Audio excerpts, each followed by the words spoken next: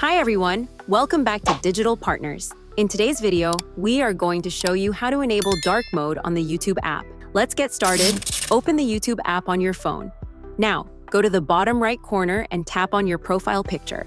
Then tap on the gear icon at the top right to open settings. From here, tap on General. Next, tap on Appearance.